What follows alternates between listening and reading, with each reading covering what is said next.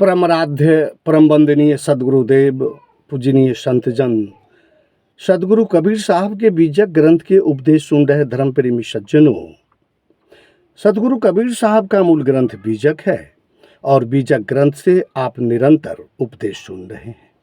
आज मैं आप लोगों के समक्ष बीजक ग्रंथ के कहरा 6 का संक्षिप्त विवेचन प्रस्तुत कर रहा हूँ।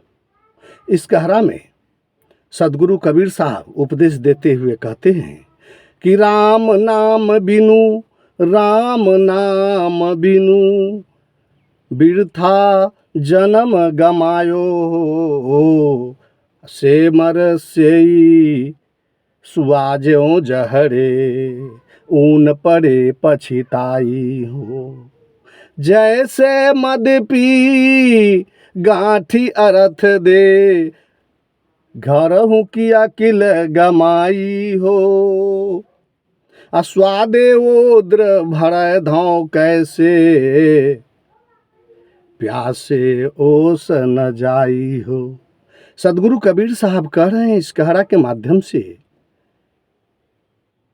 कि राम नाम के भजन बिना, राम के ज्ञान बिना व्यर्थ में अपना मानव जन्म गमा रहे हो। जिस प्रकार सूगा शेमल के पेड़ को सेव करके रहता है, बंधुओं, बसंत ऋतु आने के बाद शेमल के पेड़ में बड़ी सुंदर सुंदर लाल लाल फूल खिलते हैं।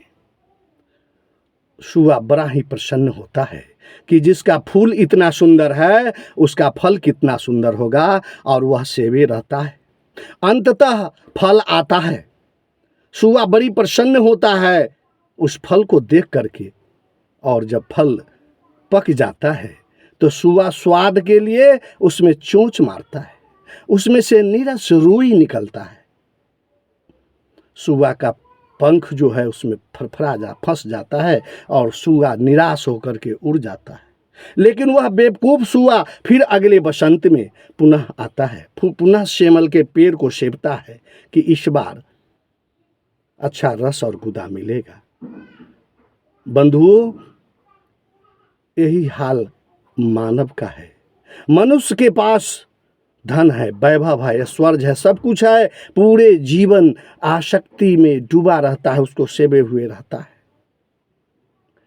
लेकिन यह जवानी, पुत्र, धन दौलत, मकान, सबको सेवे हुआ रहता है सूगा की तरह आसक्ति बस। कुछ ही दिनों बाद उसकी जवानी ढलने लगती है। उसकी पत्नी जो स्वर्ग तुल्य लगती थी वह बदसूरत दिखाई देने लगती है। पुत्र से जो आशा किया था उसके अनुरूप उसे निराशा मिलता है और सूगा की तरह वह पछताता है। कहते हैं सदगुरु कबीर साहब अगले पद में कि जैसे मदपी गांठी अरथ दे घरों की अकिल भुलाई हो, घरों की अकिल गमाई हो। अस्वादे ओदर भरौधों कैसे ओसे प्यास न जाई हो। जिस प्रकार शराबी व्यक्ति अपने गांठी से, अपने पॉकेट से धन दे करके शराब लेता है और मदिरालय में शराब पीता है, जिस समय वह शराब पीता है उसे तो मर्दानगी महसूस होता है कि सब कुछ मेरा है, मैं ही हूँ, दूसरा कौन है। लेकिन जब शराब की नशा चढ़ता है तब सड़क पर लड़खड़ाते हुए गंदे नाली में जब वह लोट पोट हो जाता है, वह अपनी बुद्धि को खो बैठता है। यही हालत बंधुओं आज मनुष्य की है। विषय भोग में आसक्त व्यक्ति का जीवन उस शराबी व्यक्ति की ही तरह होता है। बंधुओं, सदगुरु कबीर साहब ये उपदेश दे रहे हैं, इसका ये मतलब नहीं कि आप धन अर्जन न करें, धन अर्जन करें। अगर आप गृहस्थ हैं तो सारे कार्य करें, लेकिन आसक्ति बस नहीं, आसक्ति नहीं रखें, क्योंकि ये सारे वस्तुएं छूट जाने वाली हैं। और आपके अंदर राम नाम बिनु मिथ्या जन्म गमाए हो। सदगुरु कबीर साहब कह रहे हैं कि तुम्हारे अंतर्गत में जो राम नाम धन है उसे मत छोड़ो, सब का कार्य करते रहो, लेकिन राम नाम धन को मत छोड़ो। सारी चीज छूट जाने वाली है, लेकिन वह कभी छूटने वाली नहीं है, क्योंकि वह तो तुम्हारा आत्मा है, तुम्हारा तो निज चेतन स्वरूप है। वह कैसे छूट सकता है? सदगुरु कबीर साहब बड़ा ही तार्किक उपदेश दे रहे हैं। कहते हैं कि स्वादे उद्र भरौधों कैसे, ओसे प्यास न जाई हो। ये विषय वासनाओं की जो भोग है वह ओस की तरह तीर्णवत है। भला उस ओस के चाटने से किसी का प्यास नहीं जा सकता, वैसे ही विषय वासनाओं में आसक्त होकर के उसकी तृप्ति कभी शांत नहीं हो सकती। उसकी तृप्ति आत्मज्ञान के बिना कभी नहीं शांत हो सकती। जब तक आत्मज्ञान की प्राप्ति नहीं होता है तो व्यक्ति बिरबिराता रहता है।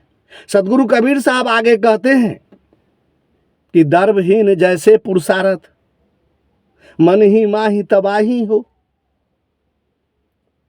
गांठी रतन मरम नहीं जाने, पारख लिन्ह छोड़ी हो। कहे कबीर यह अवसर चूके, राम न मिले बहोरी हो, रतन न मिले बहोरी हो। सदगुरु कबीर साहब यहाँ कह रहे हैं कि द्रव्यहीन व्यक्ति, निर्धन व्यक्ति अगर गाड़ी खरीदने की सोचता है, मकान खरीदने की सोचता है, जमीन जायदाद खरीदने की सोचता है, तो वो उसकी सारी आकांक्षाएं धड़ी की धड़ी रह जाती है। ठीक उसी प्रकार मनुष्य के पास धन है, वैभव है, ऐश्वर्य है, संपत्ति है, पुत्र है, पत्नी है, सब कुछ है, लेकिन आत्मज्ञान नहीं है तो वह सारा चीज वैसे ही रह जाता है जैसे पुरुषार्थ धनहीन व्यक्ति के पास, निर्धन व्यक्ति के पास सब चीज सोचा हुआ कार्य वैसे कि वैसे ही रह जाता है। वैसे ही आत्मधन के अभाव में व्यक्ति का कोई धन कार्य नहीं आता, धन संपत्ति पुत्र पत्नी कोई कार्य नहीं आता। सदगुरु कबीर साहब आगे कहते हैं कि हृदय गांठी रतन मरम नहीं जाने, गांठी रतन मरम नहीं जाने, पारख लिन्ह छोड़ी हो। कहे कबीर यह अवसर बीते, रतन न मिले बहुरी हो। सदगुरु कबीर साहब कह रहे हैं कि मानव इस शरीर के ही अंदर वह रतन तुल्य तुम्हारा जीवात्मा है, लेकिन तुम इस विषय वासनाओं में लिप्त होकर के उसे भूल गए हो। तुम अपने पारख से ध्यान, पारख मत को बिछुड़ गए हो। तुम जब सदगुरु के शरणागत होंगे तो तुम्हें वह पारख मत देंगे, तब वह तुम समझ जाओगे कि ये सारी संपत्ति, ये जमीन, ये जायदाद, ये धन सब छूटने वाला है। और तुम्हारे अंदर जो जीवात्मा है, जो तुम्हारा आत्मीय धन है, वह कभी नहीं छूटने वाला है। इसलिए सदगुरु कबीर साहब कहते हैं, कहे कबीर जो अब की चूके, रतन न मिले बहुरी हो। अगर इस मानव तन में अगर उस परम सत्ता, उस परमात्मा को नहीं जान सका तो आने वाले मानवेतर जोनियों में, पशु पक्षी जोनियों में तुम फिर से उस रतन को नहीं प्राप्त कर सकते। उपनिषदकारों ने कहा, सुलभं सुदुर्लभं गुरु कर्णधावरं मायानुकूले नभस्तोड़ितं भुवान भवागधीन न तरेत स्वात्मा। कि हे मनुष्य, इस मानव तन में अगर तुमने उस परम सत्ता परमात्मा को नहीं जान पाया तो तुम बहुत बड़ा हत्यारे हो।